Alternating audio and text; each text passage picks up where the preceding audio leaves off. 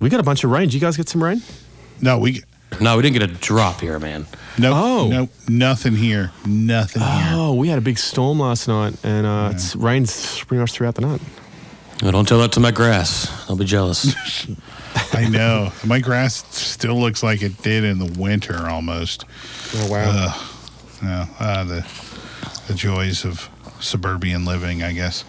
Such a dad convo. I know rain. it does. Oh, my lawn is looking terrible.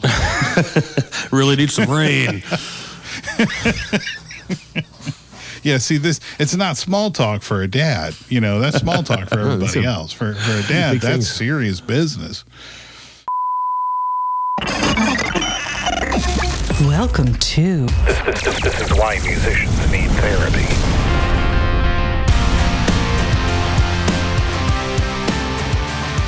Hey, everybody, and welcome to the podcast. My name is Rich Davidson, and I'm joined, as always, by Eric Forbes and Craig Hendry.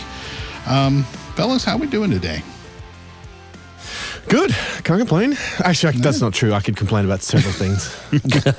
I've been melting since yesterday. I'm still melting. Oh, God. It is. We got a bunch of rain. Did you guys get some rain? Not my type of weather. No, we didn't get a drop here, man. Nope, nothing here. Nothing here. Oh, we had a big storm last night, and it's rained pretty much throughout the night. Yeah, don't tell that to my grass. I'll be jealous. I know. My grass still looks like it did in the winter almost. Oh, wow. The joys of suburban living, I guess. Such a dad convo. I know it does. Oh, my lawn is looking terrible. Really need some rain.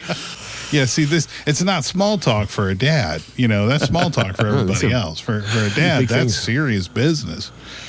Oh, God. It is strange how anytime any person talks to any stranger, pretty much everyone instinctively brings up something about the weather. That's just like I guess that's the most common denominator, right? You think that's like the number one default conversation? Absolutely. Oh, yeah, absolutely. Yeah. Well, you know, the alternative is you could just ask them about the kinks or something. You know? Yeah. I found that's a good. Well, yeah. Don't let them know your next move. Yeah. Really breaks the ice.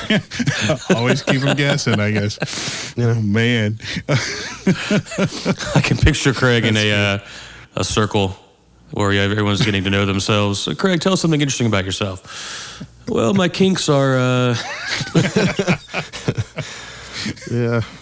Oh, God. Keep it interesting. Yeah, that's right. Yeah. Variety is the spice of life, I guess. That's right. So, I mean, I'm sure you guys probably already know, but and for the audience, we had Sam Damon on some episodes back, and this was his first week back at Pete's since October? Yeah, like 8 months, something like that. Yeah. Now I don't want to give too much away because I really want to have Sam back to tell his story. Yeah. And I actually wanted him to do that before, but he made a good point. He's like, well, you know, nobody knows me. He says, and then I just get up and I tell this story, and he was willing to, but I thought he had a pretty good point. But now he's familiar to the audience since he'd been on 2 episodes. So I really want to have him back. So I don't want to talk too much about that. Just suffice to say that he'd been out for a while, and this was his first weekend back. I did talk to him. Gosh, I talked to him on it was either Thursday or Friday. I think it was Thursday because, of course, his first night back was Wednesday. Just asked him how it went. He was pretty happy. He was pretty happy with it. That's really cool. He was happy that one of his first requests was Break Stuff from Limp Bizkit. So, no, he does love that song. He seemed to enjoy that. I love people doing Fred Durst impressions. That's something I watch on YouTube from time to time. It's just one of those days. You know, there are times where I really like his vocals, and there are times where I'm like, God. I don't know. I kind of have a soft spot for Limp Bizkit. That might be unpopular, but I thought they were terrible when they were when they were first coming around, but I like them. They've break stuff is great, but I will always hate them a little bit for what they did to Behind Blue Eyes. Oh God, yeah. See, give me 3 songs from them, and I can probably listen to those on repeat, or just see them in concert and just let them do the same 3 songs over and over again. But yeah, that was bad. That was bad. Well, I also think that they don't.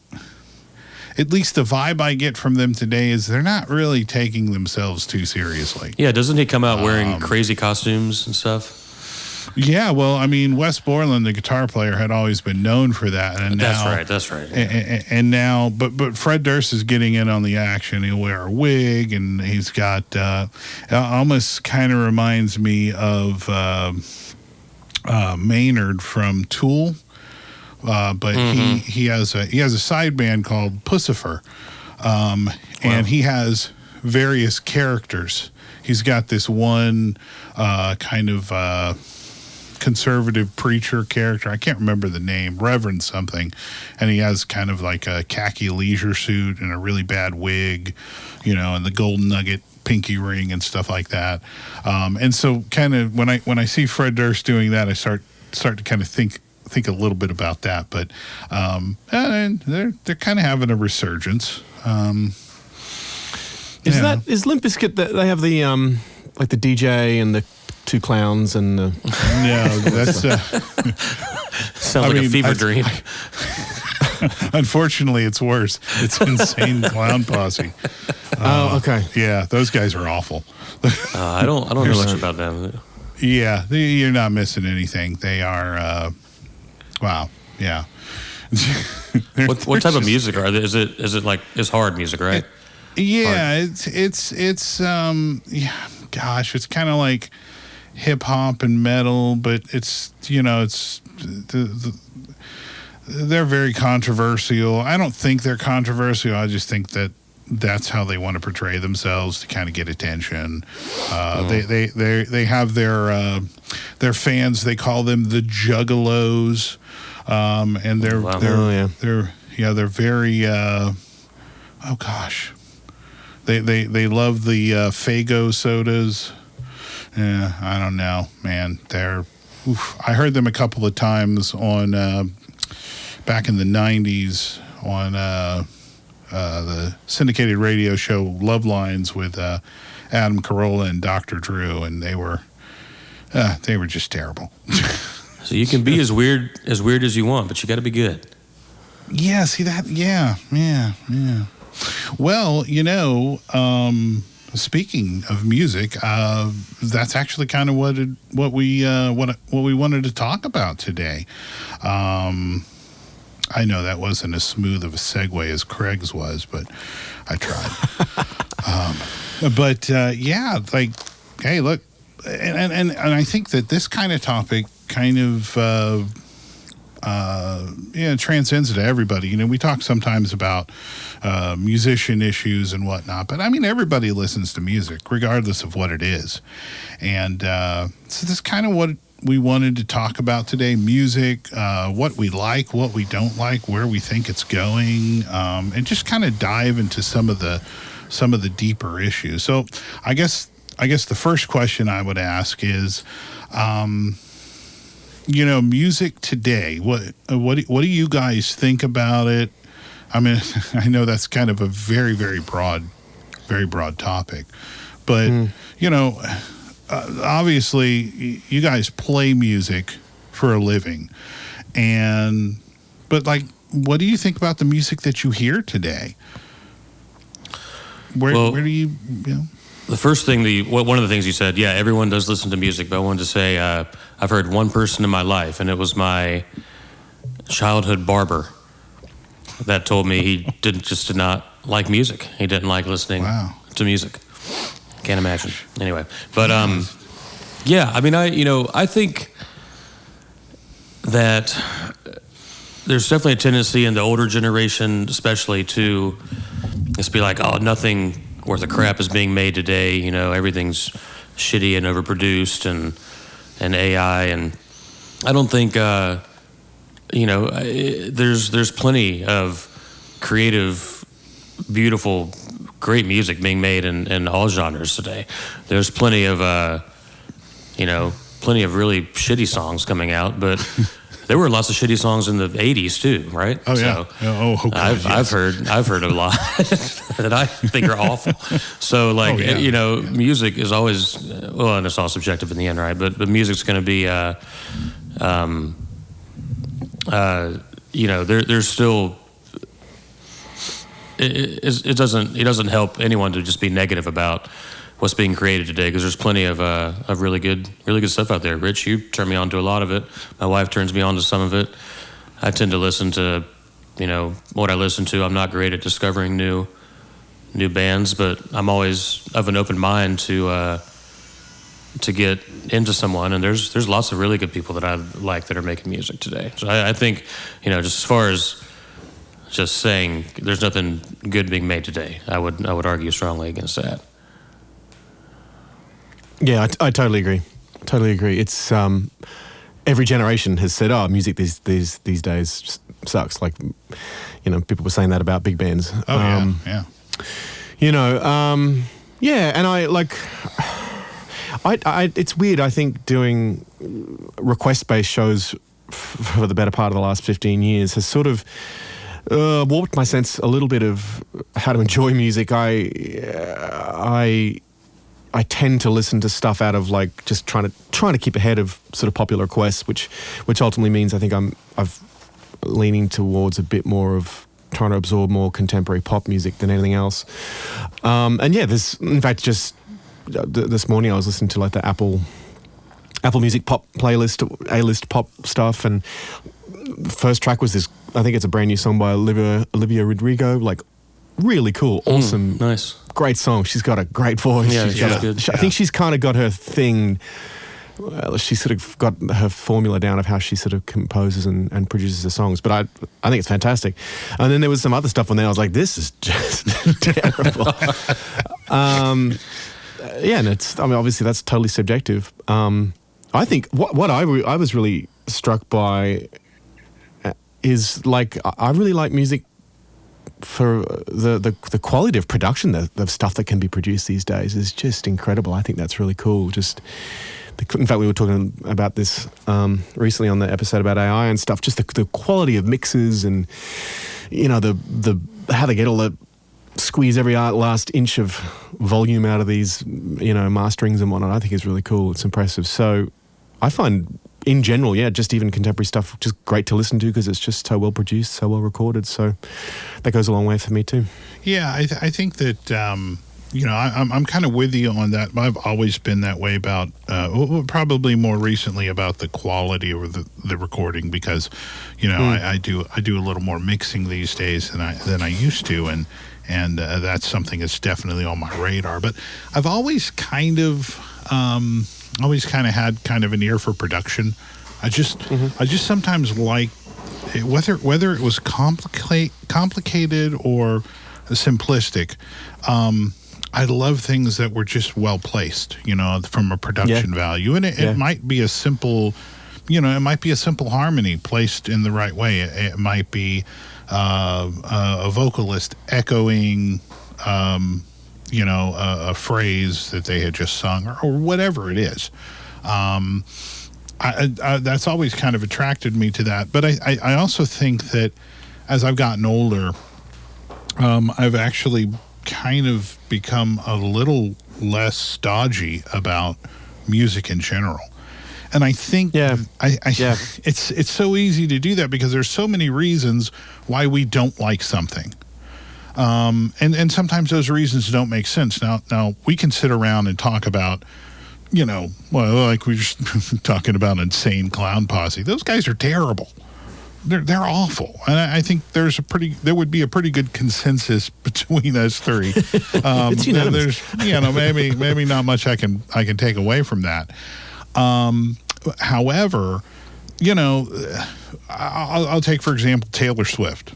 Taylor Swift is massively popular, and people hate her because of that. Now that's not a valid reason. Now, I'll be honest with you, her music is not my style, but I can appreciate it from a certain standpoint that I maybe wouldn't have 10 to 20 years ago. Well, I think it's always really important to keep an open mind, right? I'm kind of equating it in my head to like new foods, you know. We always try and do in our house a no thank you bite. So you Very nice. you know, you try it, you got to try it. You got to try it, and you got to try it with an open mind. And then if you don't like it, then you don't like it, you know. But and you tried it. So. But you tried it, and it's the same with, you know, you can't go into, you know, well, I'm not going to like this song because it's rap, or I'm not going to like this song because it's Taylor Swift, or I'm not going to, you know, like it's you always got to go in. At least I try to with an open mind, you know. And then if you don't like it, then you don't like it. But you know, I feel like not enough people are doing that. They kind of go into a first listen with their preconceived outcomes, whatever I'm trying to say. They have already made up their mind that they don't like it, you know. Well, and it's not an uncommon reaction. I'll use this for example. Now a little window into the things that I enjoy. My dad loved stock car racing, and as a kid he took me, and I love it because he did. Really, I mean, but at any rate, my favorite driver when I was a kid was Richard Petty. Now, he was starting to get to the end of his career, and he was just loved by everybody. But, you know, my dad, before I was born, my dad remembers when Richard Petty was winning everything, and people hated him. I mean, just hated him. The thought of people hating Richard Petty today is kind of like hating Mr. Rogers. It's just, but at that time, because he was winning everything, yeah, they hated him. They booed him all the time. And I think the same way for people like Taylor Swift, especially Taylor Swift, because I mean, look, there's some popular people out there, but I don't think there's anyone musically speaking that is more popular than she is right now. Right. And people hate her for that, and that's unfortunate. But I also think, like, for me, and I don't know, I guess you guys are definitely old enough to be nostalgic. I wasn't always nostalgic when it came to just things in general, but especially music. I think I'm maybe more that way now. And I realize that through that nostalgia, it's not like I don't actually listen to the music of my youth very often, but with things like Spotify, it's at my fingertips. You know, if I'm like, oh, I want to hear that song from when I was a kid, I can just, you know, dial it up.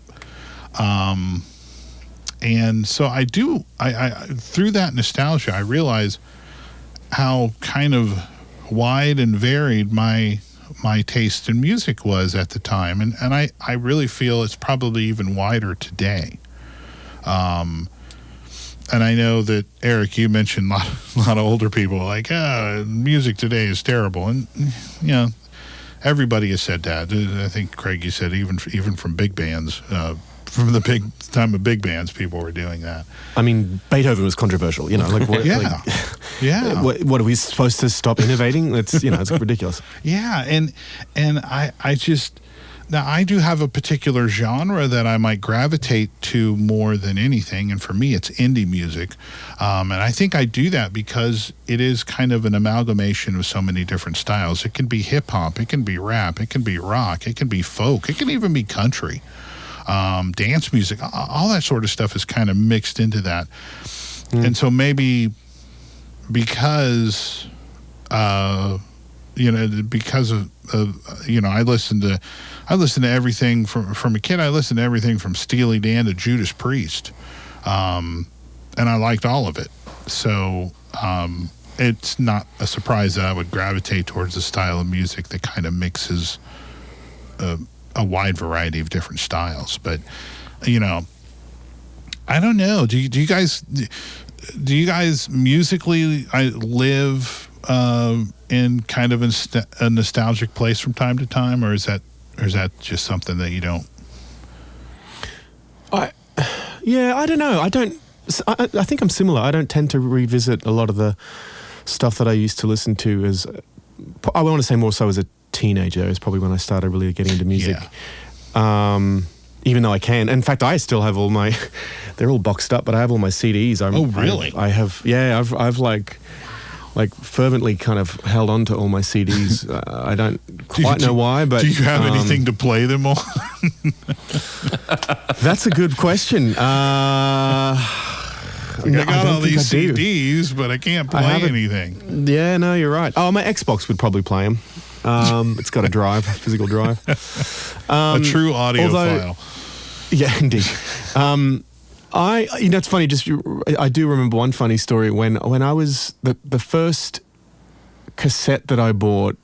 I mean, this is a whole other topic in a way of like how we were exposed to music back in the 80s and 90s and basically prior to the internet compared with like my daughter's generation now. But probably just through the radio, I had heard of this band in Australian band called 1927. And they had these really cool, just sort of popular kind of rock songs. Must have had a couple of hits on the radio. And I was in a CD store, or probably, it was a cassette store. It was cassettes and, what year was this? Like 88. Maybe they had CDs. Anyway, probably we didn't have a CD just player. about that time for CDs. I was going to say, I never had cassettes. Time. Y'all are old as hell. Oh, yeah, God, you never had cassettes? No. Oh, my God. I spent so much money on cassettes. On cassettes, yeah. How much was a cassette? Trash. Oh, God, about 10. Well, for me, it was $8 to $10, depending. If it was like a double album, I remember I bought a cassette of Rush's Exit Stage Left in 1981, and that was like a double album, so the cassette cost like $20. Yeah. 16 or 20. Yeah, I think they were about 15 or 20 in Australia. Wow. Yeah. But I was looking for 1927, so I was in like the end section of the music store, and the guy that was working, he was like, no, 1927. No, you don't want that. He's like, get the album next door. It was New Kids on the Block. He's like, get that instead. And I went, oh, don't tell me what to like. All right, and I did. You did, I was like, oh well, what do I know? And I bought I think it was the debut New Kids on the Block cassette album, and I played that for God knows what reason. Oh my gosh. So I have not revisited that album, to be sure. I should go back and listen to some 1927 now that I tell that story. You I'm going to go do that. I bet they're on Spotify. You guys should too. They're a good band. Yeah, I bet they are. As far as nostalgia goes, I didn't have cassettes, but I did come across when I was moving rooms in my house to put all my gear in. My CD collection, I got a lot of CDs that I that I bought from when we used to go to Media Play is where I bought a lot of CDs, and or Best Buy or whatever. I still remember like waiting in line. This is embarrassing, but I'll tell it anyway. Waiting in line and picking up the new Backstreet Boys CD that I was super excited about, and then I was misbehaving, Nice. and I have a memory of my dad being like, Eric, if you don't turn your behavior around, I'm going to take this Backstreet Boys CD right back to the store. Okay, all right. That's embarrassing. Not the Backstreet Boys. You were threatened by the Backstreet Boys. Oh, man. But amongst those CDs were a collection of burned CDs that I would risk the family computer with for downloading from LimeWire. Oh yeah. LimeWire, BearShare. Good times. Yeah. LimeWire was definitely my main one, and and then I would burn 12 or 13 songs to a CD, and those were the CDs that I had when I first got my driver's license. So that's a pretty nostalgic part of life, and I remember cruising in my Honda Accord and listening to these songs, and yeah, when I like see, I think I threw that CD into don't know, I have a CD player on there somewhere. I threw it in there and listened to some of the songs that I'd put on there, and it took me way back, and it was you know, it was nice. It's comfortable, you know, but Yeah, you know, I mean, like I said, I don't do it very often, but like I will tell you this. Now it's funny you talk about, Eric, you talk about driving around listening to CDs. Well, of course, as you said, you know, Craig and I are as old as shit. So I had a friend who bought his first car, and it was like, I think it was like a 1972 Camaro, which sounds cool now, but not really all that cool in 1986. And it was just a piece of shit.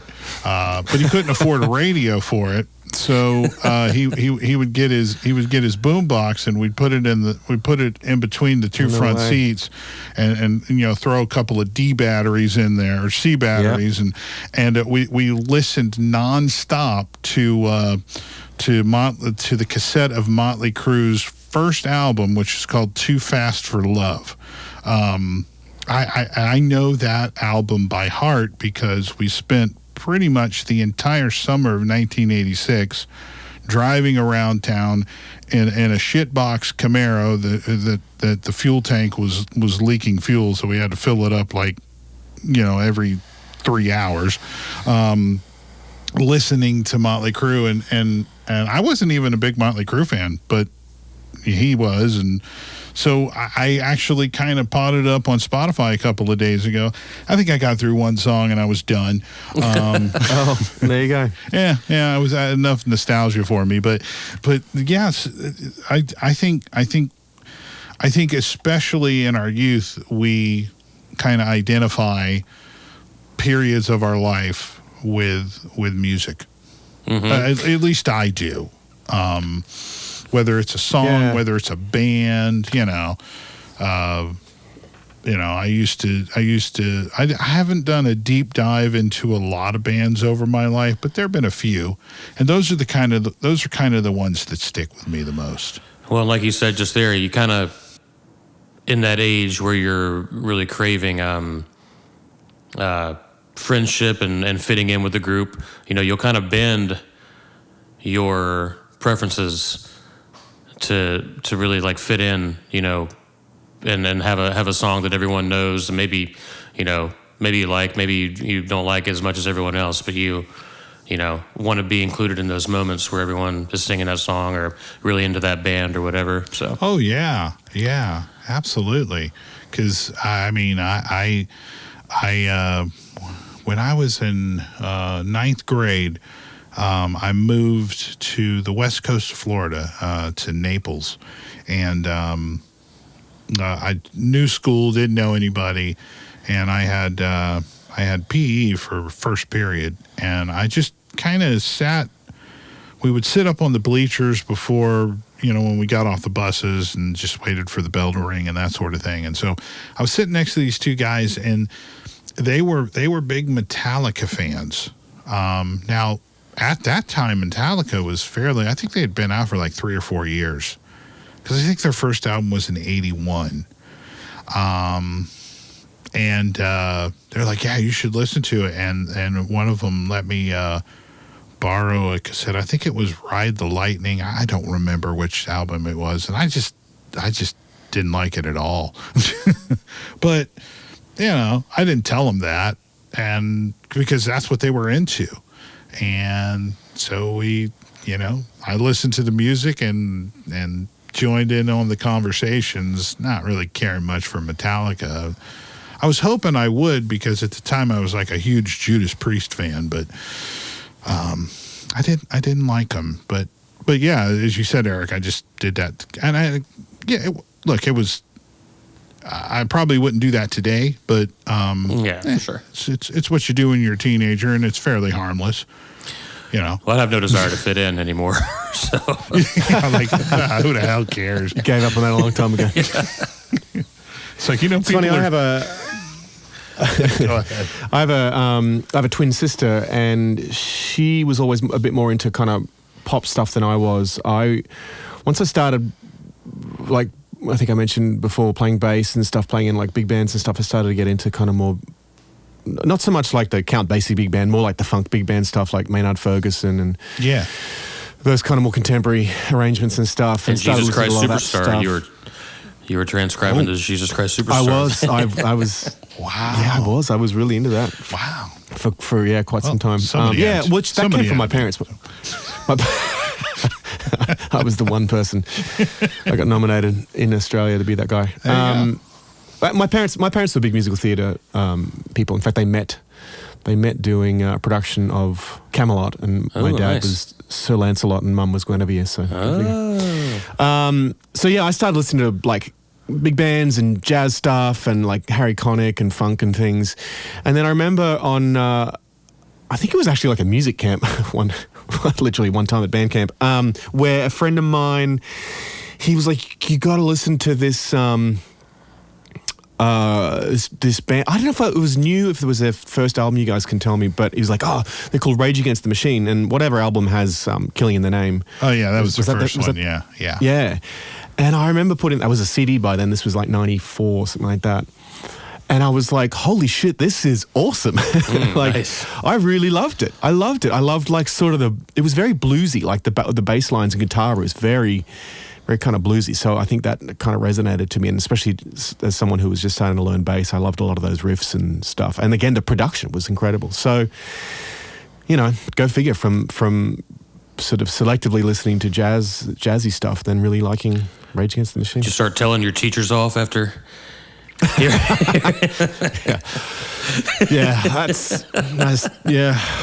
when I started smoking crack, and it was just a spiral downwards from there. And it made you the man you are today. So that's right. And see, you bring up something that actually I did want to touch on, and in a way it kind of makes me sad, because there's so many people out there that just kind of refuse to listen to any other style of music. You were listening to jazz stuff and more contemporary big band stuff. And nothing could be further away from that than Rage Against the Machine. But you loved it, yeah. But you loved it. It was cool, and there are so many people out there that are just so narrow-minded. Well, I only listen to country. I only listen to rock. I only listen to hip hop. It's like, okay, fine.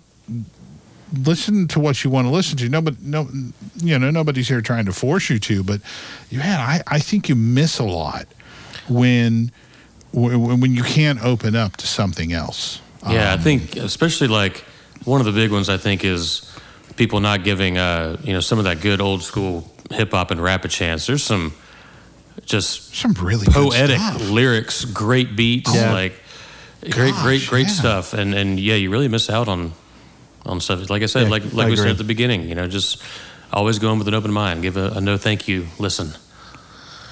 Yeah. Yep. Yeah, I mean, I don't know. What would you consider like old school hip hop and rap, Eric? What would that be for you? I don't know. When I say that, I think of like the Dave Chappelle Block Party show we used to watch in college with Mos Def and Talib Kweli. Like those guys were awesome.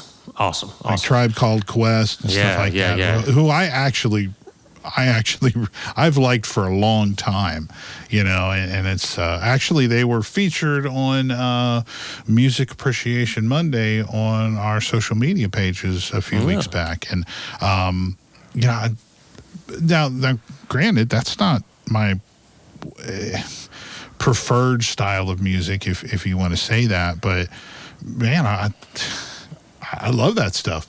I do, and I think it's sad when you can't, because you've kind of pigeonholed yourself into, a particular style of music. Well, I just listen to rap music. Well, okay, but there's a lot of other good stuff out there too. It just open your mind a little bit, and because good God, I mean, even today with the accessibility that we have for music and the accessibility that musicians have to make music today. I mean, good Lord, Now, there's a lot of crap out there too, but there's a lot of really good stuff. Well, there was I know John Turnbull in our last episode was talking about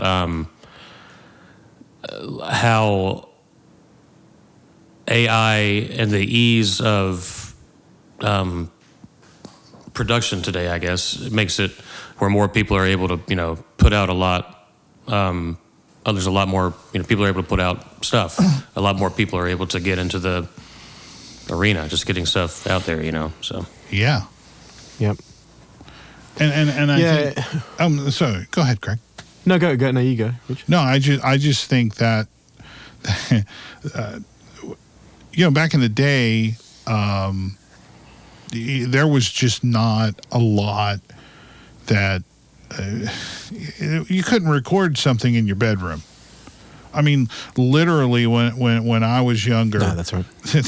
There wasn't that equipment. It was only really until I want to say the late 80s where you could actually buy, a little 4-track recorder that you could put a cassette tape in and record 4 tracks at the same time. Then it was 8 tracks and then beyond.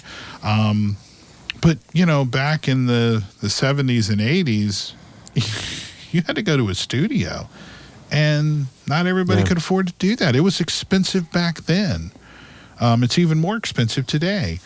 And, with DAWs and the affordability of gear today, I mean, there are people that I listen to that are recording, in their bedroom. And it sounds great. Yeah. And they're getting exactly. their music out to people. And, yeah. Well, I mean, so how do you guys sort of consume, or how are you exposed to new music these days? Like, I suppose back in the day it was all whatever, radio DJs were sort of playing, and then there was the whole payola thing. I mean, it was all very, backroom deals and that kind of stuff. Whereas now, because of the technology, there's an incredible exposure to all sorts of stuff. But and it's funny. My daughter, like, she'll start singing stuff. I'm like, how do you know that? Where do you get this stuff? And she actually, she plays a little bit of I don't know if you guys know the platform Roblox. Oh yeah. She plays that a little bit on her iPad, and she said a lot of music she hears over and over in the background on Roblox. Really? They've obviously put it into the game somehow or whatever. So, but yeah, I mean, what does that look like for you guys? I typically find out new music from either my wife or Rich, honestly. Yeah. I mean, occasionally I'll, if you throw on a Pandora genre shuffle station, you can get some new stuff you haven't heard that kind of pick the style. And I think I told y'all too, my son, kind of what you said, Craig, my son is crazy into Michael Jackson right now. I don't know how he came across, came across I wonder if that's a thing right now, because I heard kids on my bus talking about Michael Jackson just yesterday. Nice. Like elementary school kids. And they were doing the whole hee which was actually hilarious because they were all Indian, which I thought was funny. But yeah, I don't know. Maybe that's a thing going on. Yeah, we go to the pool, and Towns has a jump that he does in the pool. He goes up, and then he, like, in midair, he kind of mimics the standing on your toes motion. And as he's going, he goes, hee hee, as he's falling in. It's so hilarious. Oh, that's brilliant. Oh, you got to get a video of that. That's great. I think I may have one, For me, for music, really, it's pretty much Spotify. Yeah.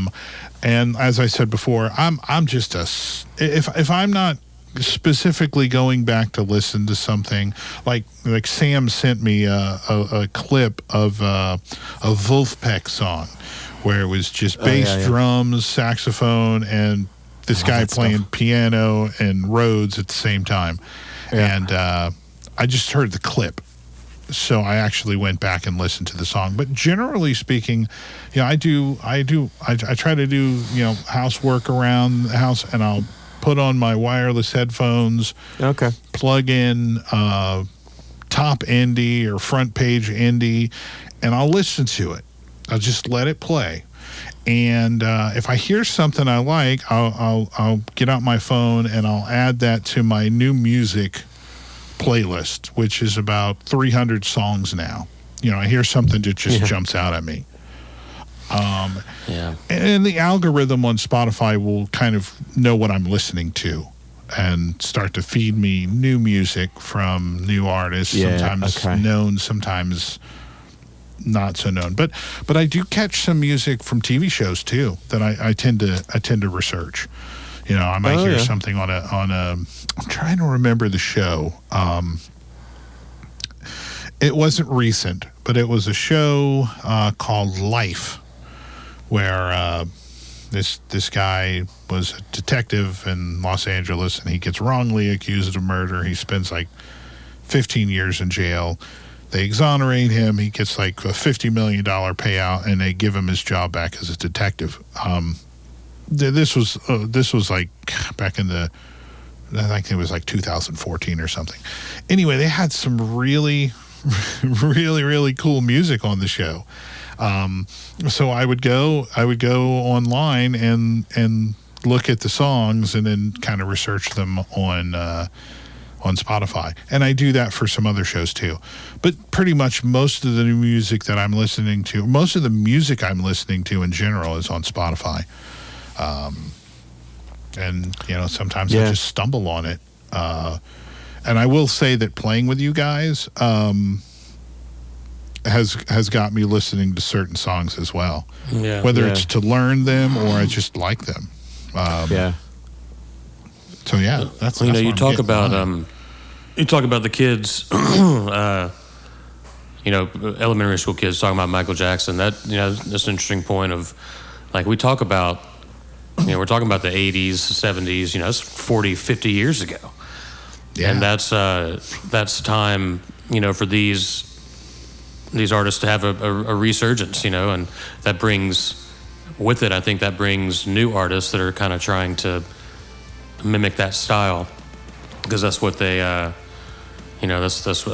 what they like. And I mean, like you talk about, the band Feel, that I listen to. To me, they're just like a newer age Black Crowes, which like just that I don't know, that great sound. And then got Greta Van Fleet, which is embodying Led Zeppelin. So I mean, these old bands have inspired